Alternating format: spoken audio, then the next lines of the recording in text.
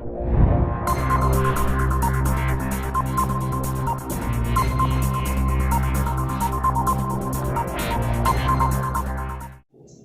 आज हमारे साथ एक ऐसे व्यक्तित्व मौजूद हैं जिनका परिचय हम आप लोगों से करवाते हैं। ये हमारे साथ मौजूद हैं शंकर यादव सर। बहुत बहुत स्वागत है आपका हमारे न्यूज़ चैनल में।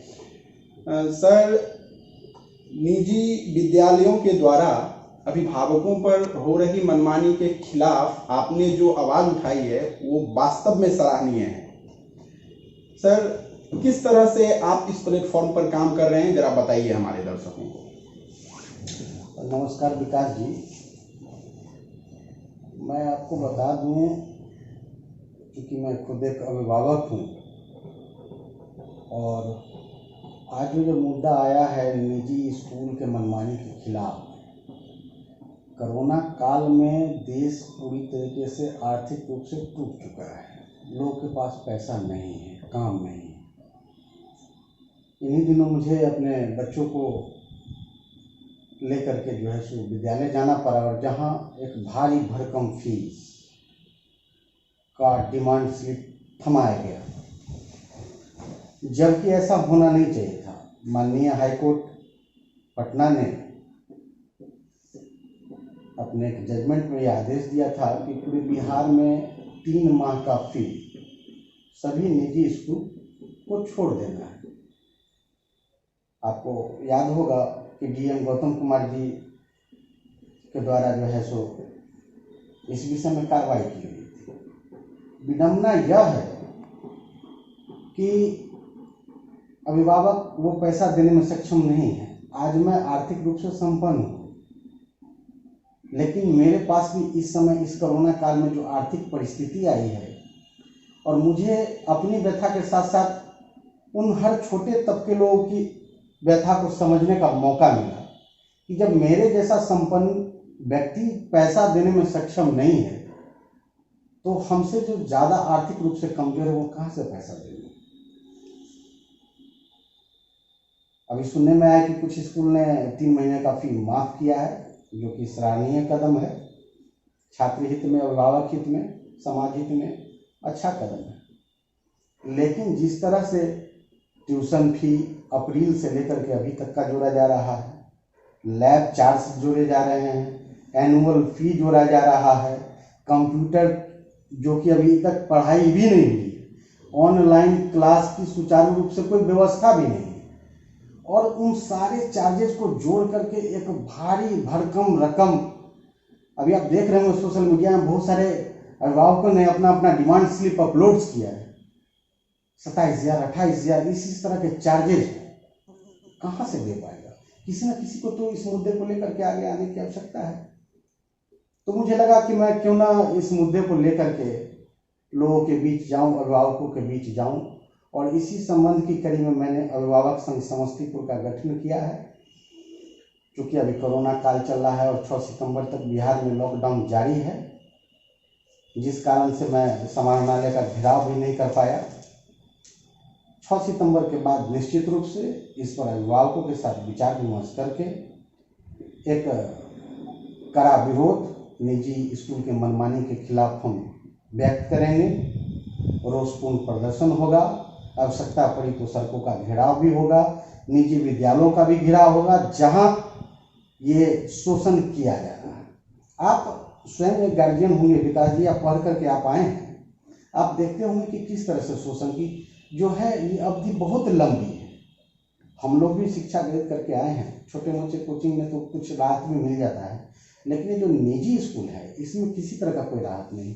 आप देखते होंगे गार्जियन के रूप में प्रति वर्ष किताब बदल दिया जाता है, पब्लिकेशंस बदल दिए जाते हैं, उनका यूटिलाइज दूसरे बच्चे नहीं कर पाते हैं। सबसे पहला शोषण यहाँ होता है। दूसरा शोषण स्कूल ड्रेस का होता है। तीसरा शोषण जहाँ से आपको लेना है बुक्स, उसका ये डिस्क्राइब करते हैं कि अमुक दुकान से ही आपको लेना है। ये पूरा लंबा चौड़ा कमीशन का खेल है। ये जितने भी पब्लिकेशंस वाले हैं ये स्कूल को खरीद लेते हैं, जबकि हमारे बच्चों को 8 से 10 किताबों की आवश्यकता है और 15-16 किताब भारी भरकम बस्ता तैयार किया जा रहा है। न सिर्फ आर्थिक रूप से बल्कि छोटे बच्चों को मानसिक रूप से ये प्रताड़ित करने का काम कर रहे हैं।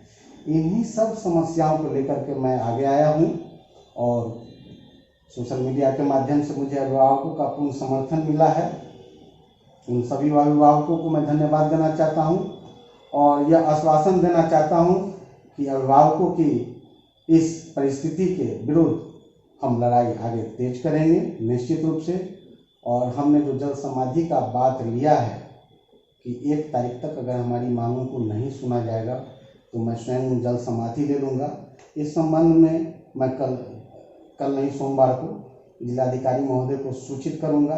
हो सकता है परमिशन मिले न मिले, लेकिन अभिभावकों का दबाव है, प्रेमपूर्ण दबाव है कि आप इस मांग को वापस ले लीजिए और संघर्ष कीजिए, हम आपके साथ हैं। सर, आपको क्या लगता है कि जल समाधि लेना विद्यालयों के द्वारा जो अभिभावकों पर जो अत्याचार हो रहा है उसका कोई विकल्प है? देखिए, विकल्प नहीं है।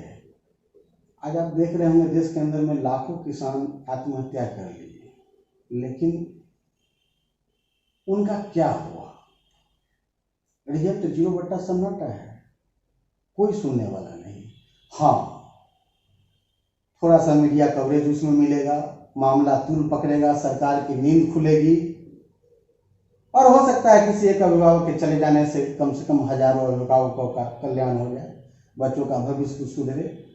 जहाँ तक निजी विद्यालय की बात है, सरकार इस संबंध में आज तक एक भी शिक्षा पदाधिकारी ने अपने जिले के अंदर किसी भी निजी विद्यालय का औचक निरीक्षण तक नहीं किया कि क्या सुविधाएं मिल रही हैं बच्चों को, क्या चार्ज लिया जा रहा है। किसी तरह का कोई कुछ नहीं, सारा मनमानी पर चल रहा है। कोई मॉनिटरिंग कमेटी नहीं है कि हाँ विद्यालय का फी क्या होना चाहिए, विद्यालय में बच्चों को इस स्टैंडर्ड में कितनी किताबें पढ़नी हैं, कुछ भी नहीं है। सारा चीज नगण्य, सारे अधिकारी अपने अपने कार्यालय में व्यस्त हैं। और शिक्षक की जहाँ तक बात है, निजी विद्यालय के शिक्षकों की, तो मान लीजिए जब हाईकोर्ट ने कहा कि 3 महीने का फी माफ किया जाए और 3 महीने का फी जो है सो गार्जियन देंगे, मतलब जो आगामी है वो देंगे, तो आप शिक्षकों को 50%, आप जो इतना उपार्जन किए इतने सालों में, निजी विद्यालय ने उपार्जन किया। यह विद्यालय जो है, निजी विद्यालय पूर्णतः एक समझिए आर्थिक उपार्जन का केंद्र है। आपने कमाई किया है, आपको शुद्ध लाभ हुआ है, तो आप उस शुद्ध लाभ, उस बेनिफिट्स में से जो है सो अपने शिक्षकों का वेतनमान पेमेंट कीजिए। निजी अभिभावक संघ जो है यह किसी भी शिक्षक के विरुद्ध नहीं, निजी विद्यालय की व्यवस्था के खिलाफ हमारा आवाज। सर, निजी शिक्षकों पर भी निजी विद्यालयों का अत्याचार काफी दिन ब दिन बढ़ता ही जा रहा है। 4 से 5 हजार रुपए की सैलरी मिलती है, उसमें 7 से 8 घंटा 7 से 8 क्लास करवाया जाता है और इसके बाद वो भी सैलरी समय पर नहीं दिया जाता है। निश्चित रूप से आपने बिल्कुल सही कहा। आज जो निजी स्कूल के जो शिक्षक हैं उनकी हालत बिल्कुल बंधुआ मजदूरों की है, क्योंकि बेरोजगारी इतना ज़्यादा चरम पर है कि वो अपना विद्यालय खोल नहीं सकते।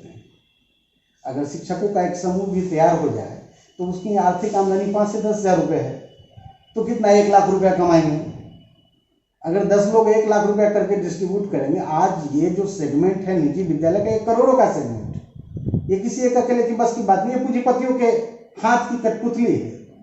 यह बात निश्चित है कि निजी शिक्षकों का भी जो निजी विद्यालय में पढ़ा रहे हैं शोषण हो रहा है। जिस प्रकार अभिभावकों का शोषण हो रहा है, पेरेंट्स मीटिंग्स के नाम पर सिर्फ बच्चे का रिपोर्ट कार्ड बांटा जा रहा है, अभिभावक का कुछ भी नहीं सुना जा रहा है किसी भी विद्यालय में। मैं आपको बता दूं, जब कभी भी आप किसी भी निजी विद्यालय में औचक निरीक्षण करेंगे, जिस विद्यालय का पेरेंट्स मीटिंग डे हो, आप जाकर के दें, सिर्फ रिपोर्ट्स कार्ड दे दिया जाएगा, हाँ आपके बच्चे का ये परफॉर्मेंस, दैट्स ऑल। अब आप रिपोर्ट कार्ड लें और अपने घर की ओर चले, यही है पेरेंट्स मीटिंग आपका। सर, अगर तो वहाँ टीचर पेरेंट्स मीटिंग में अभिभावकों की कोई एक्सक्यूज नहीं सुनी जाती। क्या सुना जाएगा उसमें? सिर्फ आपके हाथ में एक रिपोर्ट कार्ड मिलता है, जो आपके बच्चे ने ये परफॉर्मेंस किया है इस एग्जाम, दैट्स ऑल। और उल्टे आपको ही डांट पिलाई जाएगी कि बच्चे पे थोड़ा ध्यान दिया जाए। जबकि आप जानते हैं निजी विद्यालय में पढ़ाने के बावजूद अभिभावक अलग से अपने घर पे ट्यूशन निजी शिक्षकों के द्वारा दिलवाते हैं अपने बच्चों को अच्छे भविष्य के लिए। आज सरकार व्यवस्था की कमी, शौचालय की व्यवस्था नहीं है, साफ सफाई नहीं है, गंदगी है, कोई मूलभूत सुविधा नहीं है। जितना बजट सरकार शिक्षा के ऊपर खर्च कर रही है उस हिसाब से आप देखिए एक भी आदर्श विद्यालय आपको नजर नहीं आएगा। हाँ, कुछ सरकारी स्कूल हैं जहाँ के शिक्षक अपने दम पे उस विद्यालय को इस मुकाम पर पहुंचाए, उस विद्यालय का, उस सरकारी विद्यालय का भी नाम हुआ जहाँ अच्छे अच्छे बच्चे पढ़े हैं। वहीं से वैसे स्कूलों से ही अच्छे अच्छे अधिकारी पैदा हुए हैं।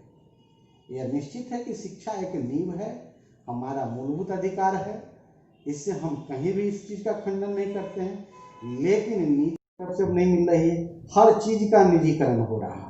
जिस तरह से लोगों ने बिहार में पलायन किया, पलायन के बाद लोग बिहार आए, बिहार आने के बाद उनको यहाँ इस तरह का रोजी रोजगार नहीं मिल पाया। पुनः आज आप देखेंगे कि तमिलनाडु की बसें, चेन्नई की बसें, हैदराबाद, बेंगलोर की बसें समस्तीपुर आ रही हैं और लेकर के पुनः पलायन कर रही हैं। हिंदुस्तान लीवर, लक्स, फलना चिलना ऐसी इत्यादि बहुत सारी कंपनियों के बस अभी आ रहे हैं और 5500 रुपये एक मजदूर को किराया लग रहा है, जो कंपनी अभी वहन कर रही है और बाद में उनके सैलरी से काटा जाएगा। ये वास्तविकता है और सरकार इससे अनभिज्ञ नहीं है। तो ये जो शोषण का दौर है, अभी मैं निजी स्कूल के मुद्दे पर ही आया हूँ और आने वाले समय में मैं सामाजिक मुद्दे पर भी आऊँगा, इस पलायन के मुद्दे पर भी आऊँगा, जो हमारे प्रवासी मजदूर भाई बंधु हैं उनके मुद्दे पर भी आऊँगा, क्योंकि उनके बच्चों को भी समुचित शिक्षा नहीं मिल रही है। वो प्रवासी मजदूर भाई जो हैं उनके मदद के लिए भी हमारा संगठन आगे खड़ा होगा निश्चित रूप से। और जिला में एक नया मुकाम, शिक्षा में एक नई क्रांति अभिभावक संघ समस्तीपुर जाना जाएगा, इसके लिए मैं वचनबद्ध हूँ। आप सर हमारे चैनल के माध्यम से अपने ऊपर के नेतृत्व को शिक्षकों पर निजी विद्यालयों के द्वारा हो रहा अत्याचार और अभिभावकों पर निजी विद्यालयों के द्वारा हो रहा अत्याचार के बारे में क्या कहना चाहेंगे? निश्चित रूप से देखिए, आप सबसे पहले तो मैं आपको बता दूं कि अभी समस्तीपुर जिला में 10 विधानसभा है और 10 विधानसभा में सत्ताधारी और विपक्ष सभी के विधायक, सम्मानित विधायक जीते हुए हैं। सभी लोगों को सभी चीज़ की जानकारी है। हमने किसी एक विधायक के मुंह को यह नहीं सुना कि कोरोना काल में जो हाई कोर्ट ने कहा है कि 3 माह का फी नहीं लिया जाएगा, तो सभी स्कूल इस चीज़ का अनुपालन करें। आपदा अभी बिहार बाढ़ से जूझ रहा था, आपदा में कितनी बड़ी लूट हुई, बोरा में माटी भर करके करिकुलम को पूरा करने का काम किया गया, फिर पानी नीचे चला गया, बाढ़ खत्म हो गया और आपदा में लूट मची रही। सरकार सिर्फ और सिर्फ अभी चुनाव पर लगी हुई है। सरकार का एक ही ध्येय है कि चुनाव करवाना है। तो हमारे न सांसद सुन रहे हैं, न हमारे विधायक सुन रहे हैं। उनको समस्तीपुर के किसी भी अभिभावक से कोई लेना देना नहीं है। उनको सिर्फ अपने वोट बैंक से मतलब है। अपने वोट बैंक की राजनीति भली भांति कर रहे हैं। बिल्कुल। बहुत बहुत धन्यवाद सर हमारे साथ जुड़ने के लिए।